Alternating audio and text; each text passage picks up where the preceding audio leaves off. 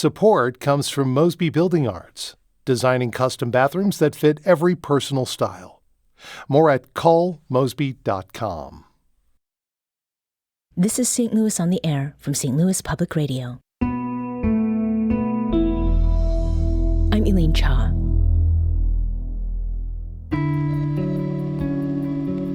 On January 18th, STLPR held a listening session at Verona Coffee Company in Collinsville. I got to sit that day with a man named Jeff Topal, who's been lucky to love dearly and well, someone who was prompted to attend the session because it's what his beloved late wife, Aida Audia, would have wanted him to do. It was a very cold winter day. What he shared warmed my heart and got me quite teary-eyed too. And his stories have stayed with me since. With this Valentine's Day being his first without Aida, I reached out to Jeff to see if he'd be open to talking with me again, and with all of you out there, about the love of his life, how they met, what their relationship was like, why she was so special to him. He said yes, with 3 exclamation marks, and I'm delighted to introduce him for today's show. Jeff, welcome to St. Louis on the Air. Thank you, Elaine. Appreciate it. Jeff, how are you today? Physically okay, but emotionally a mess. Mm-hmm. It's not been that long. No, right? 6 weeks. Yeah. So, Jeff, was there something in the course of your getting to know one another that really confirmed for you, Aida is the one for me, and then also her feeling about that when it came to you? It's hard to explain, but it was almost like magic the night I met her. It was mid-December 1978, and I was standing near the bar talking to a couple of gentlemen, and these 3 girls walked by. And one of them reached out to start talking to him, and I really wasn't paying that much attention. But when I looked up, across from me stood the absolutely most naturally beautiful woman I've ever seen in my life. And she started talking to me. I thought, why does she want to talk to somebody like me? And I'd never met anyone like that before. I mean, she was beautiful, she was kind and attentive, just everything a person could ask for. And we were inseparable from that time on. And she did something really ugly to me on April Fool's Day. Okay. And Aida's mom worked in the canal zone in Panama, country of Panama. And so Aida was raised in Panama, even though her mom was from Texas and her father was a U.S. citizen. Her father was a doctor, and he practiced in Panama, and her mother worked in the canal zone. Mm-hmm. And she told me on April Fool's Day, she had to move back to Panama. Oh. And it broke my heart. And then I knew it was real. Okay. And when she looked at me, she said, "Oh my God, I didn't mean to hurt you." Yeah, yeah. I took you so seriously. It's April Fool's. Oh my gosh. So that's something that's when I really knew. Right, right. So was she a joker then? Oh, she had a sense of humor like no one I've ever met. She really did. The 2 of us could have been a comedy team. Oh boy. We really okay. could have. It was just remarkable. You know, marriage is something that takes work. Yes, it does. And were there things that you had to iron out together that strengthened your marriage? I mean, it doesn't have to be anything serious. So if I may, for example, my husband has a habit of digging into jam or cream cheese and leaving big holes in it. That drives me a little bit crazy. Were there any little things like that where you had some differences, and then some bigger things that you worked through together? Well, sure. Aida, from the time she was able to walk and talk, she liked to design things, and we decided to build a spec house. Okay, so we built a spec house. And what is a spec house? A spec house is a house you build with your own plans, and then it's brand new, you put up for sale. Mm. So we did pretty well with that, made a little money, and there was some property going into foreclosure. So we took a big chance, and we took our money we made from the spec house and bought the property. And then we basically hocked everything we owned and put streets and sewers and water lines in and everything and that you need to develop a subdivision. And she ran all the crews. Ultimately, before the housing crash, we had 14 people working for us, 3 crews that framed houses and 2 concrete crews. Mm-hmm. And she ran them all. She did all the house designs. She did all the arting of materials. So I'm unpacking the kitchen cabinets for this one house, and I just can't believe what they look like. It looked like somebody took a hammer and just beat them up. Mm-hmm. So I called her immediately and said, what did you do? What happened to these cabinets? She said, oh, those are distressed. We paid extra for that. Oh, gosh. I said, oh, my gosh, I could have taken my hammer and done it myself, and we wouldn't have had to pay extra for them. But it was just little things like that. It was very minor things, just the way I wanted to do things and she wanted to do things, but it was her business. Mm-hmm. And so typically she always won.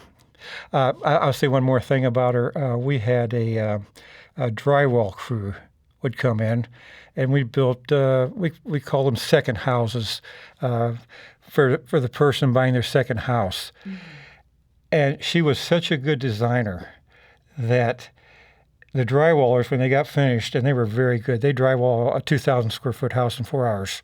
They said if we found a half a sheet of drywall left over, we knew we made a mistake because her design was so perfect, there's almost no waste. The calculations down to smallest detail. As I understand, Aida became ill with lymphoma. Yes. When that news came to you both, how did you respond to that? Well, that's quite a story also. She had been sick to the point that she could barely move from room to room. And she had seen at least a dozen doctors, and no one could figure out what was wrong with her until she went to a cardiologist, and he took a chest x-ray, and the chest x-ray showed the mass in her lung. And so it was very aggressive. She had one lung was a total mass, and she had longer hair back then. Mm-hmm. And she actually had like a half of an orange sticking out of her lymph node on her neck, and we never noticed it. Oh, wow. As soon as we went into the oncologist, she walked right over and started pushing on it. She saw it immediately. That's how doctors are such specialists. They only look at what their specialty is. Mm-hmm. And so she took a very, very aggressive chemotherapy. I mean, she was in the chair for 8+ hours through 6 different treatments. Mm-hmm. And right after her last treatment, she had to have another X-ray, and the radiologist said, "Well, there's still a mass in your lung." So she made end-of-life counseling for us. Mm-hmm. And when we got in the oncologist's office, the oncologist had a big smile on her face, said, "You're free of cancer." Wow. And what the radiologist saw was scar tissue. Okay. So they gave us another 6 years together, but the aggressive chemo took out her kidneys, took out a lot of her vascular system, her heart. I mean, she was a 95% vegetarian, hardly ever ate meat, and her heart just broke down, and she couldn't get stents in the blood vessels because they were so damaged from the chemo. Jeff, how is it that you cared for each other during that time? Well, I luckily where I worked, they were very flexible. I took her to every appointment. We were here at Barnes 2 or 3 times a week for most of those 6 years. I finally retired so I could take better care of her. I simply was there aside, at her beck and call. I mean, in the last 4 or 5 weeks, I sat there with her for about 18 hours a day. One of the things that has stayed in my mind from our conversation on January 18th, you told me about a Corvette. Yes, that's correct. I had, when I was younger, before her, I had motorcycles. I had Harleys. So we decided to buy a Harley. And then we bought another Harley. And we used to love to ride the River Road and go up to the different restaurants in Grafton. And the funny thing is, she was a perfect person to have behind you because she would just flow with the motorcycle when you went through the turns and everything. But it put her to sleep. Oh, okay. The vibration and all that. She'd be sitting back there, and all of a sudden the bike would be going over the side, and I have to reach back there and push her back in the seat and tell her to wake up.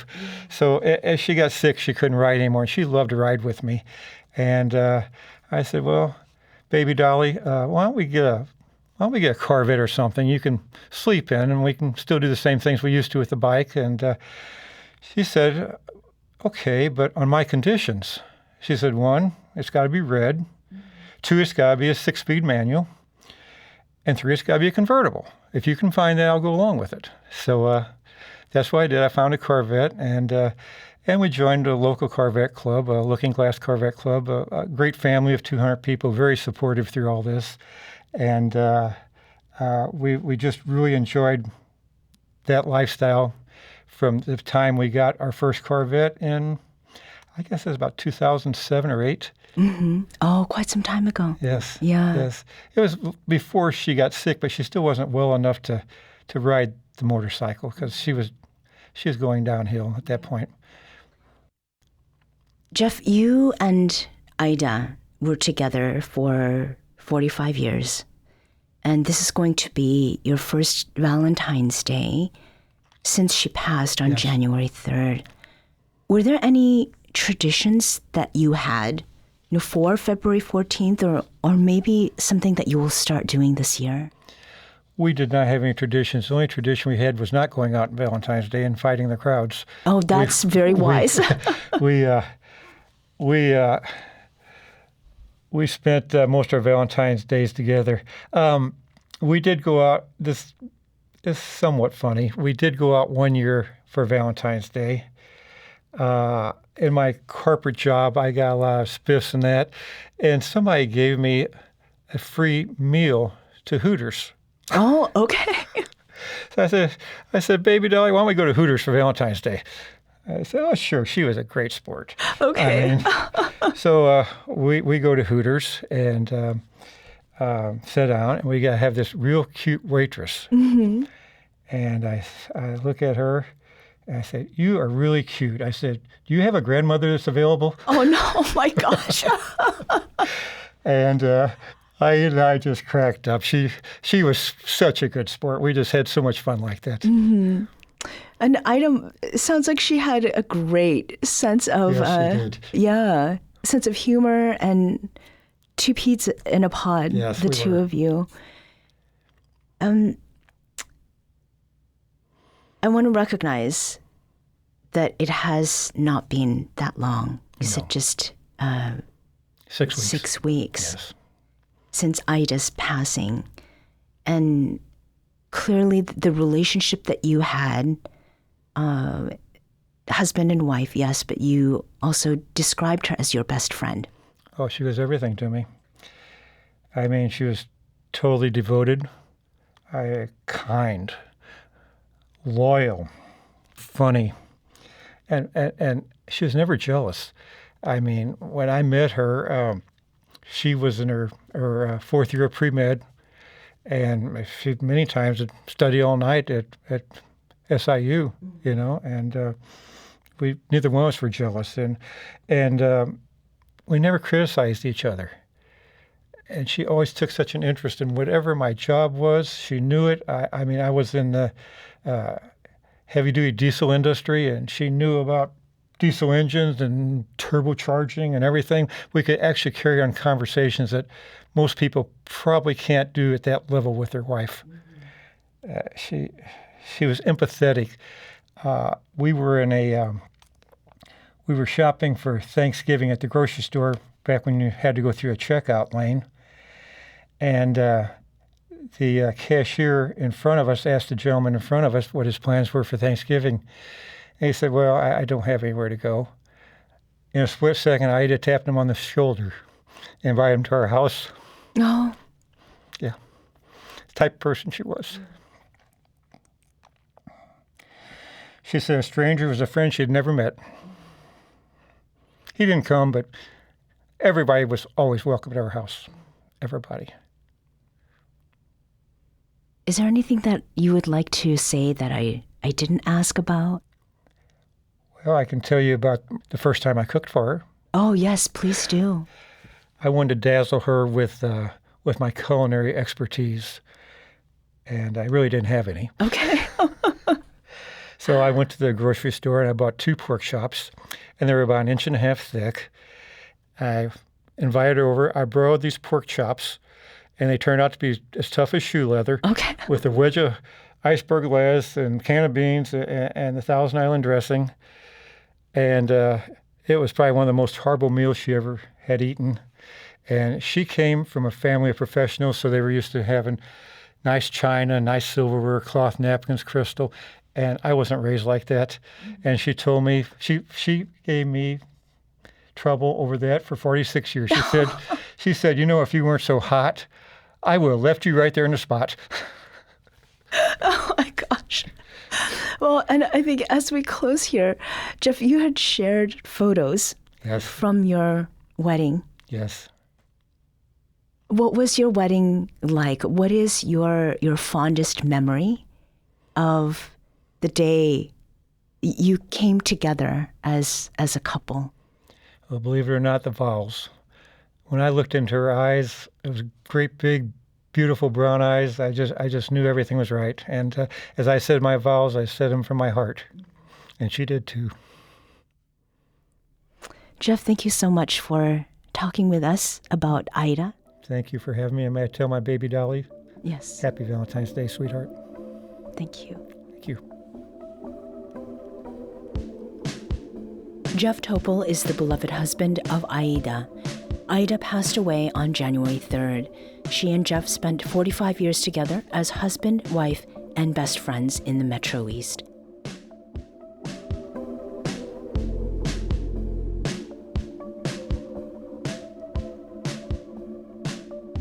This episode was produced by Emily Woodbury and by Elaine Shaw. Audio engineering and podcast design by Aaron Dorr. Our executive producer is Alex Hoyer. St. Louis on the Air is a production of St. Louis Public Radio. Understanding starts here. Do you find yourself regularly listening to episodes of St. Louis on the Air? Suggest us to a friend you think might enjoy our conversations. And leave us a review and rating on Apple Podcasts on the App Store. It's the simplest way to help people discover our show. Thanks. St. Louis Public Radio is a member-supported service of the University of Missouri St. Louis.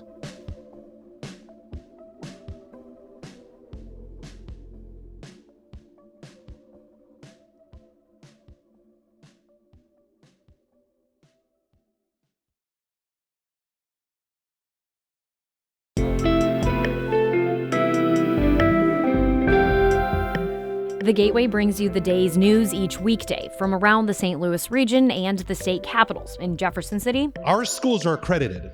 We don't need this bill. And Springfield. How many more years must pass before lawmakers see time is of the essence? I'm Abby Larico. Join me each weekday for The Gateway on the STLPR app or wherever you get podcasts.